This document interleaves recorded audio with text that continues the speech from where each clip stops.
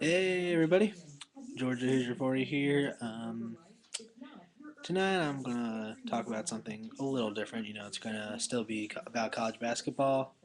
Only, I was commenting on a video, and a Kentucky fan reacted to one of my previous comments, saying that the history of Kentucky basketball is very corrupt.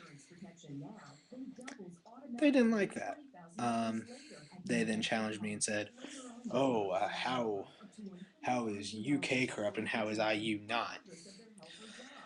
So I'm just gonna sit here and tell you why Kentucky's a corrupt basketball program and how Indiana, for the most part, is not. All right. So everyone knows about Adolph Rupp, head coach of Kentucky basketball. Very good coach. Won 4 national championships during his tenure.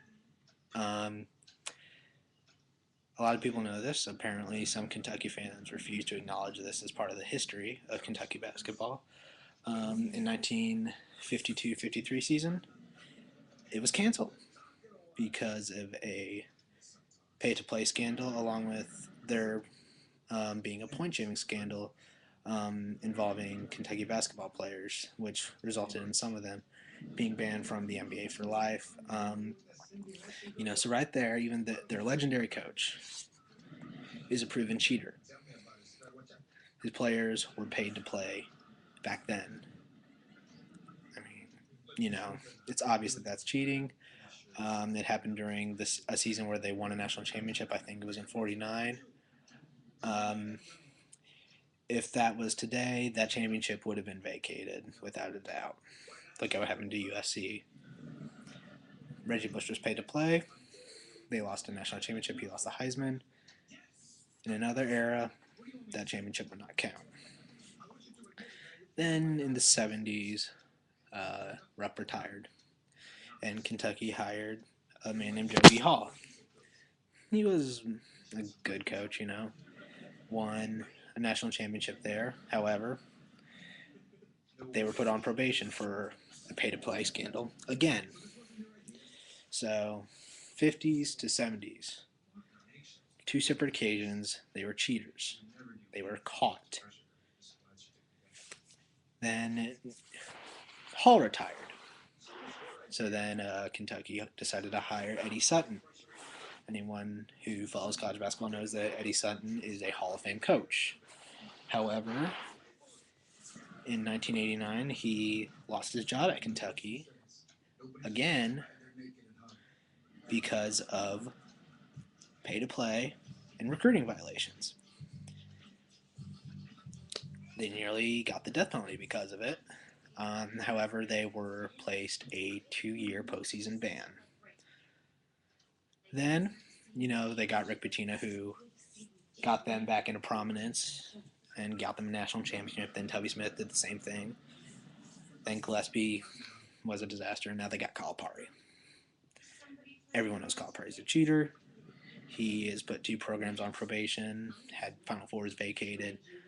A lot of people say it's a matter of time before that happens at Kentucky. Okay, so a long span of history where there have been cheating scandals at Kentucky. Now let's look at Indiana. Branch McCracken, man that won Indiana 2 national championships in 1940 and 1953. Haven't heard a thing about him cheating. I don't know if anyone has. So he's clean. Then we had some no-name coaches, didn't do us a whole lot of good. And then we got the great Bobby Knight. He was a hothead. Some would say he was an asshole. But he won 3 national championships. Not one single recruiting violation. Then we got Mike Davis. After the controversial firing of Bobby Knight, Mike Davis got us to a national championship game, lost to Maryland in 2002, then went right downhill after that. So he was fired. Then we got Kellen Sampson, which, that's a 4-letter word in Bloomington. He put the program in a bunch of trouble and left the program in shambles and just completely destroyed, it seemed, the legacy of Indiana basketball. Luckily, now we got Tom Crean, and it looks like he's starting to right the ship. So, after everything I've said, covered a wide span of history of both programs, Indiana and Kentucky. Who's more corrupt? The school with 4, I think. No, 3. My mistake. I'm not going to give Kentucky too much discredit. 3 coaches caught for paying players were getting paid to play the game. And then Indiana had a coach who didn't even last 2 full seasons. We fired him for cheating. Who's more corrupt, Indiana or Kentucky? Just saying. Anyway, comment, like, dislike. If you so desire, subscribe. I'm still kind of new to the whole video deal. So, just give me some critiques. Tell me what I could do improvement on.